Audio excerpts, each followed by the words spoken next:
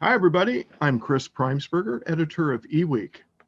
Thank you very much for joining us today for this latest segment of eWEEK eSpeaks. It's a series of informal conversations with IT thought leaders from every corner of the business. Our interviewee today is Mark Noland. Mark is the field application engineer at Kingston Technology. Welcome, Mark. Oh, thank you. It's great to be here. And here he is live and direct, sort of, in virtuality from downtown Los Angeles, California, my hometown. And anyway, good to meet you, Mark, and chat with you. Tell me a little bit about your background. And at a high level, I think most people understand what Kingston does. If we haven't had a memory stick or some other kind of device from Kingston over the years, then we're out of circulation because Kingston's everywhere there. But a lot of things have changed at the company in recent years. Maybe you can give us a high level on that too. Well, I'm the field applications engineer for data center products, and so that's my main wheelhouse is data center drives, our DC 500 and 450, the SATA line, and then the DC 1000 NVMe line that are both in M.2 and U.2 form factors. Usually things that have capacitors and power holdup on them. So if you lose power, they keep running enough to shut down safely and all that. But that being said, I do I go to customers. A lot of customers that we deal with are upgrading 10,000 laptops globally, and so they need consumer boot drives to go into this ultrabook or that laptop or mobile workstations. So I end up touching everything. Even though DRAM's not my bailiwick, I do end up getting DRAM questions and toss them over to my folks that know all that stuff. But I absorb a lot of good information from them as well. Yeah. So what is your role? What is your role as the field applications engineer? Do you actually go out on site with, maybe not as much in the last year because of COVID, but yeah, up until March. Yeah, you work directly with your clients then, I would imagine, right? Yeah. So I mainly interface with clients and our sales team. And Kingston doesn't sell directly, but we do deal directly with a lot of data centers, and then work with our distributors to and ensure that our customers are getting the best price, and we work with all sorts of distributors and resellers to make sure that their folks are all up to date on the latest roadmap and everything that's coming from Kingston. Yeah. So you were telling me earlier that the future really is all about non-volatile media and NVMe, and Kingston has made a big move in that direction for data centers and for B2B enterprise, right? Can you talk about that transformation and the pivot that the company is making? Well, so right now the world is still kind of SATA based, and if you look at all the legacy ports for SATA that are out there, there's still an overwhelmingly larger number of SATA ports available in all the legacy PCs and systems that are out there. But anything that's new, if you want performance and you're buying a new system, you're going to be leaning on NVMe a lot harder. And one of the big things that held it back previously was the delta in the price. So if a SATA drive, a SATA drive might be 30% less expensive than its NVMe competitor with the same capacity. But now it's getting down to the point where whether you buy a SATA, 2.5-inch SATA drive, or in some cases even like an mSATA, the old legacy, mSATA for kiosks and things like that. We still make that, but those actually can be more expensive because there's not very many people making them. And I think that now we've gotten to the point where there's a price parity, and an NVMe 500 gig drive is the same price as a SATA 500 gig drive. if you can get much lower latency and 6 times the performance out of the NVMe, and you have a port for that in your machine, it's kind of a no-brainer to go with the NVMe drive, you know, an M.2. Yeah. Who are primarily Kingston's customers in this market? Are they the device makers? Are they or are they somebody else? Well, so we have a really substantial design-in business where we make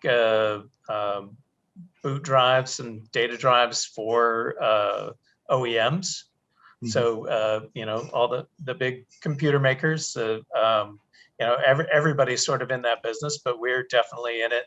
And it is a really good business.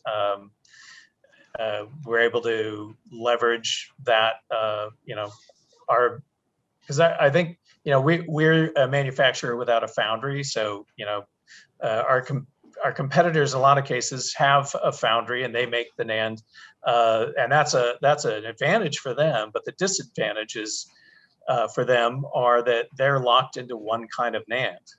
So if they get behind on supply, or if one thing's selling really well and they run out, they don't have anywhere else to go. Whereas Kingston, we're kind of the best customer of all the foundries. So we're able to take anybody's NAND and make product out of it. Our main gig, if you get down to it, is surface mounting chips to boards. And the thing that I think puts Kingston in front of everyone else is our quality of for service and testing. So 100% of our SSDs and DRAM that go out the door, 100% of those are tested. So there isn't a batch test where, you know, we take so many out of 1,000 drives that have been manufactured and throw them on a bench, and if they pass, that whole batch is good. We actually, you know, the SSDs and DRAM are put onto systems. It's like a rig that's actually in an oven, and they're brought up to temperature and tested for, you know, various amounts of time, depending on whether it's, you know, enterprise or consumer. But we go through and benchmark everything before it goes out the door. So the likelihood of getting anything that's DOA is next to nothing. And, you know, there's a bathtub curve, you know, where like the slope, you know, for failure on products is the first 2 weeks. Yeah. The last, you know, like after 4 years, you know, like that's the other side of the curve, right? So we basically eliminate that first part of the curve to where, you know, we have I'm pretty much sure it's the lowest RMA rate in the field for DRAM and SSDs because of that testing. That's great. And I have heard that reputation being bandied about Kingston. And quality, the QA has always been an issue with these devices over the years. And it sounds like, you know, that Kingston is really head and shoulders above a lot of other companies that way. And quality is good. Speed is great. Quality is great. Having both together is really something else. Is Kingston going to continue? Is it? I imagine continuing its consumer business as is, or is that maintaining itself too? It's just that the company is expanding in the data center realm. That's well, so we have a very popular drive, the A400, mm-hmm. that we sell millions of that device every month. Wow. So it's our bread and butter. You know, we move a lot of product through that, and the data center was something that you know, we have had several drives in that space, but have really committed to putting a stake into data center and, you know, taking that for SATA and NVMe. Kingston doesn't try and be like the number one, you know, at, you know, like it probably wouldn't be a great place if we were like outselling all the other companies with the foundries. You know, like we actually are number one in certain areas, but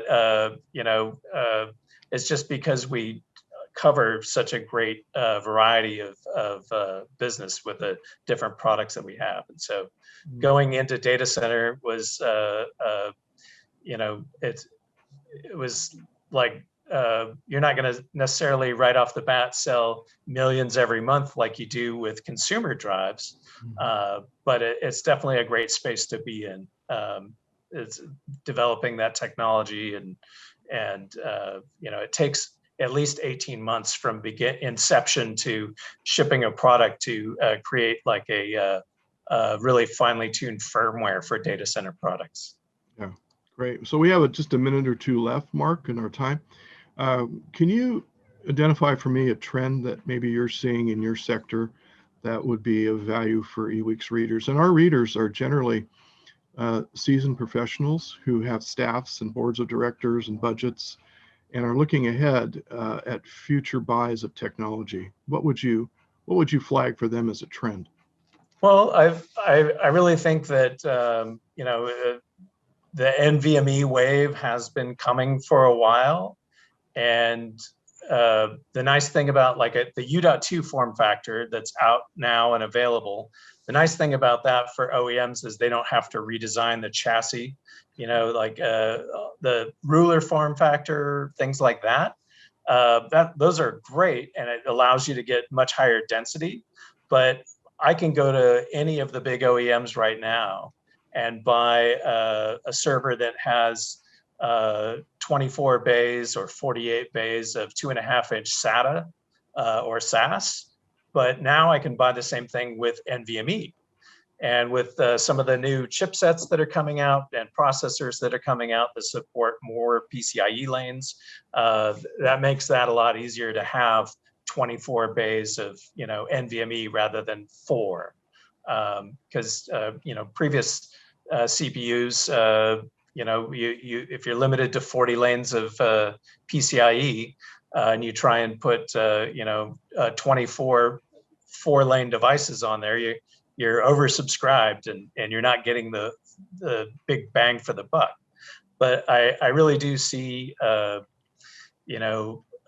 you're looking at buying servers, definitely considering going to NVMe just because of the massive amount of bandwidth more that you get, but also though it's even more important than the bandwidth is the latency.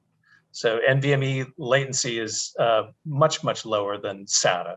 Yeah. And if you're looking at virtual machines, the number of clients you can service through a VM is much higher than off of SATA. You'll have much happier customers with if you're doing any kind of virtualization.